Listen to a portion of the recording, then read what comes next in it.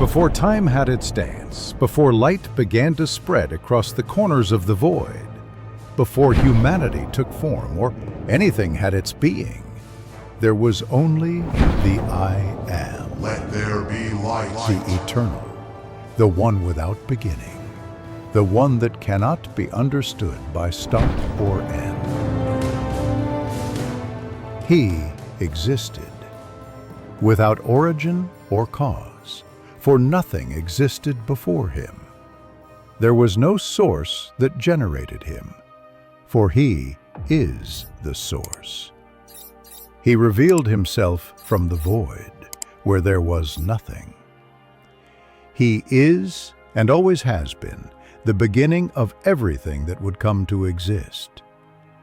Long before the heavens adorned themselves with their shimmering lights, before the universe dressed in the majestic colors of the stars, before the depths of valleys and mountains raised their great forms, there was the I Am, Elohim, the Creator, without beginning and without end. With a single thought, he brought with him the essence of the beginning. He needed no form nor substance, for in his breath was the power of all creation. With a single command, the vastness of darkness was torn apart. The void, which once swallowed everything, was dissipated. Then he called for the heavens to rise and the cosmos to take its glorious form.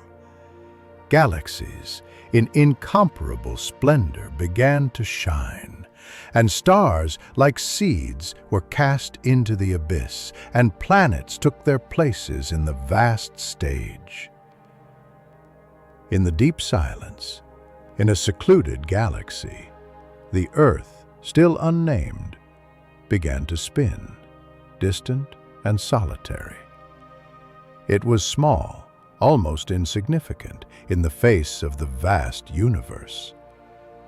But in the eyes of the Creator, it was precious, bearing a destiny yet to manifest. It was empty, formless, an abyss waiting to be shaped. Upon it, darkness hovered, a cloak of mystery, and the seas, turbulent and uncontrolled, reflected the primordial chaos. But in the deep silence of its state, amidst the invisible turmoil, the voice of God resounded like a wave of power and wisdom breaking the eternal silence. "Let there be light." And then, like a celestial melody, light poured into the void, as if the very voice of God were in perfect harmony with creation. The darkness retreated, weakened by the divine brilliance, and the seas, once wild and untamed, calmed, touched by the presence of the Creator. God looked at the light and saw in it the promise of life. He called the light day, and the darkness night, establishing the rhythm of time, the alternation between rest and movement, between revelation and mystery. And with this, he made the first day. A new cycle began. The beginning of everything was now traced, and creation had begun. On the first day, the light was not just a presence. It became the sacred stroke with which God, the eternal Creator, sketched his masterpiece. Each passing moment, each word of his will, was like a line being written in the grand poem of creation. And as he looked at what he had made, he declared that it was good. For in every act, in every movement of his spirit, there was perfection. And the Creator, in his great power, gave a command. "Let the waters below and the waters above be separated, and let the heavens stretch above the waters." And so, with the power of his voice, he shaped the sky, an endless vastness that stretched above the earth. The atmosphere was woven in harmony, a mantle that enveloped the newly born planet, and the stage for life was set. In the space between heaven and earth, everything took form, like an artist sculpting a divine image. And upon looking again, God saw that this too was good. On the second day of the grand divine work, the Creator continued his creation. He not only separated the waters, but gave them a purpose. The separation of the sky and the earth was not a simple gesture. It was the act of establishing order from chaos, of setting the balance between the above and the below. And all of this was good. But creation was still incomplete, for something was missing to make the earth worthy of his presence. So, in the vastness of the primordial ocean, God gave a new command. Let the earth rise from the waters. Let the waters gather, and let the land appear. As if obeying the divine command, the earth began to rise from the depths. Flames from the earth's fiery core burst to the surface, and the waters, which had been in turmoil, began to gather, forming the great seas. Fire and water met in an intense and primal embrace, but with great power and wisdom, the Creator governed the process. The heat gradually cooled, and as the scorched land became firm, the earth was finally raised, solid and unshakable, as a testament to the strength of the eternal God. And God, with a look of satisfaction, named what had emerged. He called the dry land earth, and the gathered waters he called seas. And upon seeing the great beauty of the work he had shaped, he looked again and declared, "It is good." For in every act of creation, in every detail, he saw his plan being fulfilled. And the earth, though still barren, was pure and ready for what was to come. The earth stretched wide and silent, ready to be transformed by the word of the Creator. It waited, patiently, for the divine touch that would make it bloom and fill with life. Now, with the earth firmly established and raised from the waters, it awaited quietly its green crown, like a blank canvas ready to be filled with the beauty of life. Then, the Creator, with his gentle and powerful voice, called forth life.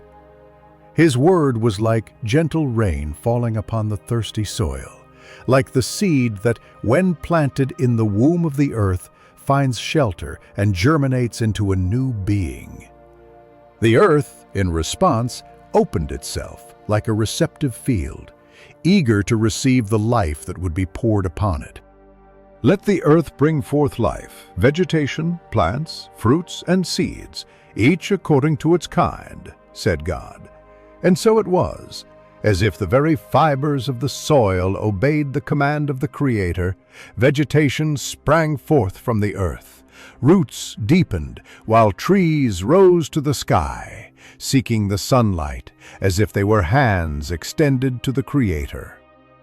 Wildflowers covered the slopes of the mountains, and seeds were scattered by the wind, spread everywhere as if the earth were imbued with a divine energy that propagated in all directions. God looked at the earth, now alive and vibrant, and saw that it was good. For beyond beauty, it was equipped to sustain itself, to create, and to generate more life. Every tree, every plant, every flower was a testament to His wisdom and creative love. The earth was adorned with beauty and infinite potential, ready to fulfill its purpose in God's grand plan. And this marked the third day of His ongoing masterpiece. Everything was in perfect balance, and the Creator rested satisfied in His creation. Then God, with His divine breath, touched the wind. The clouds were swept away, and the vast heavens, previously veiled, were revealed in their grandeur. The Earth, now with its defined form, spun in its orbit, and the stars, like 1,000 points of light, began to dance across the night, illuminating the vast and infinite space. Creation had reached its first great temporal order, the cycle of day and night, the days turning into years, and the seasons marking the rhythm of the life to follow. God, the great architect, delicately positioned the Earth, adjusting it in its orbit, and the planets were set in their axes with divine precision.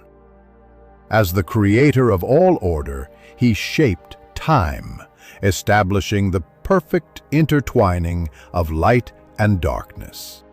He made the light shine in the day, so the sun would rule over the brightness of the day, and the moon, in its serenity, would watch over the night. Each, faithful to its mission, marked the cycles of the seasons, days, nights, and years.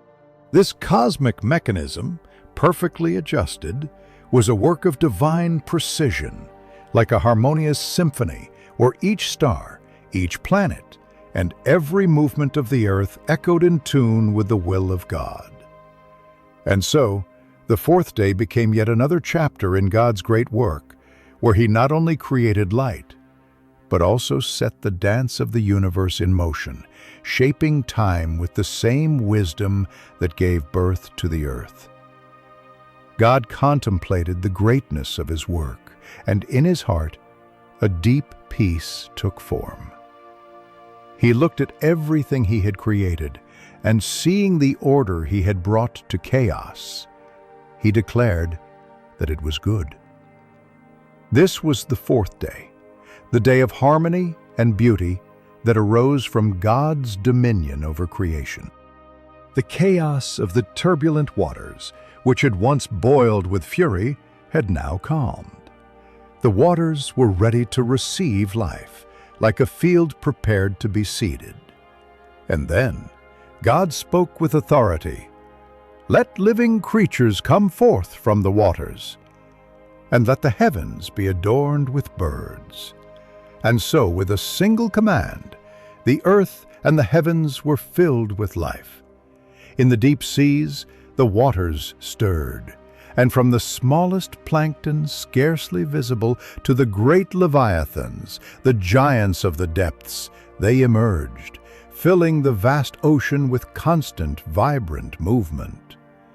And in the heavens, the birds flew, as if the very air were woven with songs.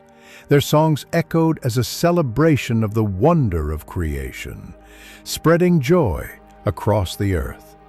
They were full of breath and life, and the Creator blessed them with His words, "Be fruitful, multiply, and fill the seas and the skies." Life now spread across the earth and the sky, like a hymn of gratitude to the One who created them.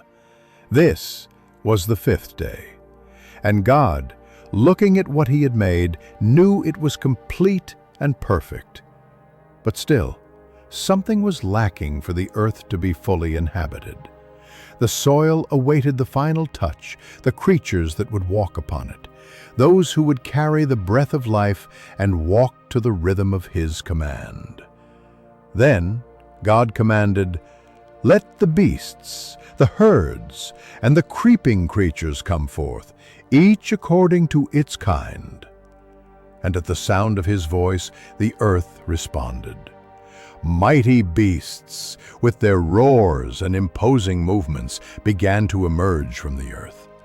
Peaceful herds, with their slow steps, filled the fields. Creeping creatures, agile and mysterious, crawled across the ground, with bizarre shapes and enigmas to be uncovered. Each of them was created according to its kind, with a divine mission to inhabit and fill the world. The creatures moved as if dancing in God's great symphony, fulfilling His command to fill the earth and blossom in all its diversity. The soil, once silent, was now alive, vibrant, a canvas of life stretching beyond what the eyes could see, vividly wild, with a promise of future and continuous creation. The earth became an image of God's very heart, fertile, full of vigor, and infinite in possibilities. This was the fifth day, a day when the earth, now filled with life, became a reflection of God's goodness, a creation that breathed, moved, and multiplied according to His will. Each creature, in its uniqueness, was a testament to divine power and wisdom, a reminder that in each being He created, there was a part of His own being, vivifying the earth. God, the Creator, looked upon all that He had made, contemplating the greatness of His work, and in His heart a deep satisfaction and joy took form. He saw the harmony of creation, the beauty of the stars, the dance of the seas, and the diversity of creatures, and He declared that it was good. Every part of His creation, from the smallest plankton to the vast heavens, reflected His perfection and goodness. But deep within Himself, He knew that something was still missing.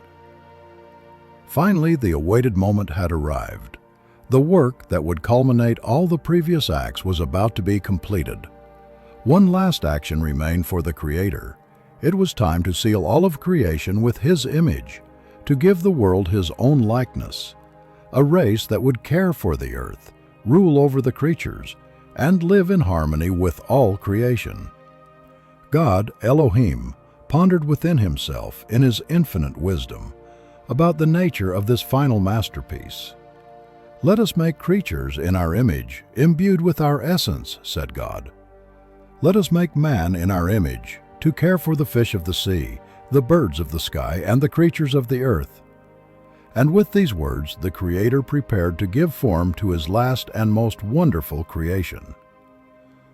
Then, from the earth He had shaped, God formed beings unlike any others before.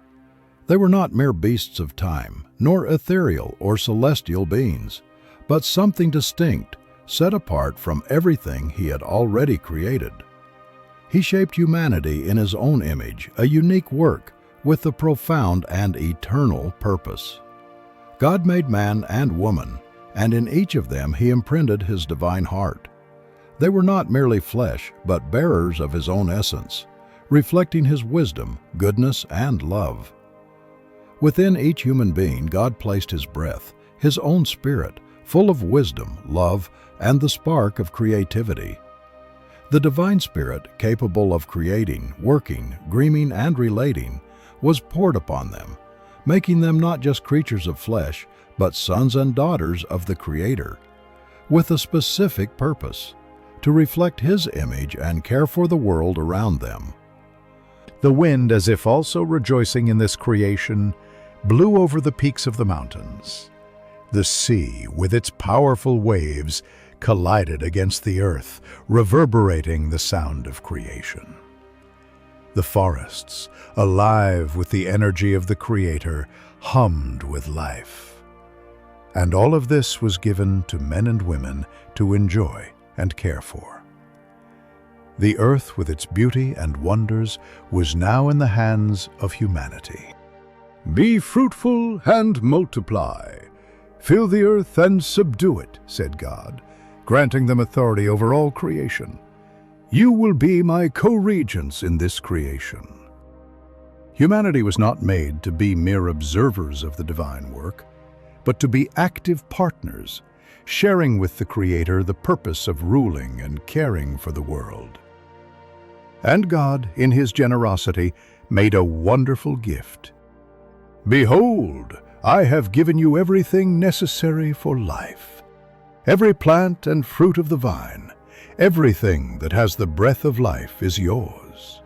Every tree, every river, every animal, all the earth and its fruits were given as a sacred gift, so that humanity could live in abundance, wisdom, and harmony with the Creator and all of creation."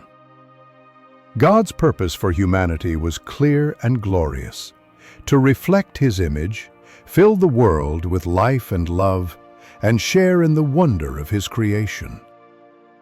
As God looked upon the first human beings, he saw in them not just his image, but an extension of his own life and goodness. They were the crown of his masterpiece, made to live in relationship with him, with one another, and with the world around them. And so creation was complete, sealed with humanity, who now possessed the power and responsibility to be co-creators, caretakers, and guardians of the earth. On the seventh day after the great labor of his creation, God rested. Not a rest from fatigue, but a rest of contemplation and satisfaction, absorbing the wonder of what he had accomplished. He looked from the heights of the heavens, where the stars still shone like jewels of his will, down to the unfathomable depths of the oceans, which were now full of life. He heard the song of the birds in the morning, like a celestial melody celebrating the start of the day, and the solitary howls of wolves at night in a primal hymn echoing through the vast forests. God, Elohim, looked into the heart of humanity, into its capacity to love, to rejoice, and to live with purpose.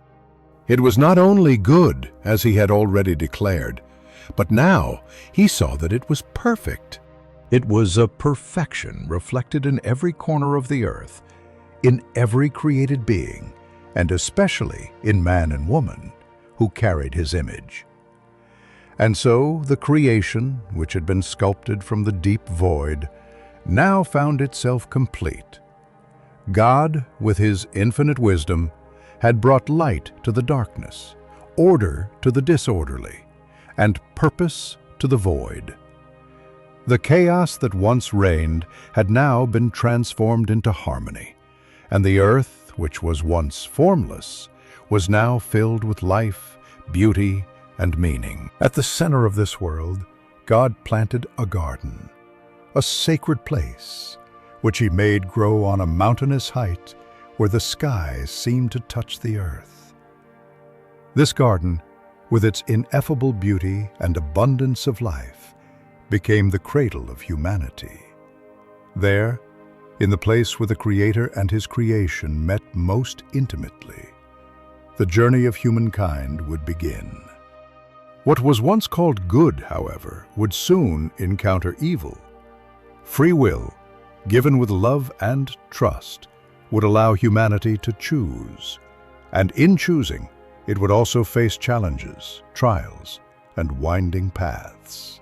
But at that moment, the great story of redemptive love would begin to take shape. The story of a fallen humanity, yet deeply loved by the Creator, would embark on its course, and the promise of restoration and redemption, woven since the beginning of creation, would begin to unfold.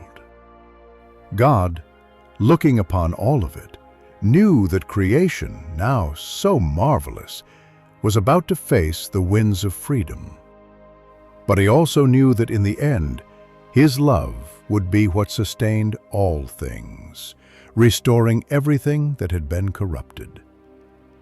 And so, the seventh day was not just a day of rest, but a day of reflection on the beauty of an eternal plan, where humanity, made in his image, would have the chance to know his love and through its own journey, learn to love. See you soon.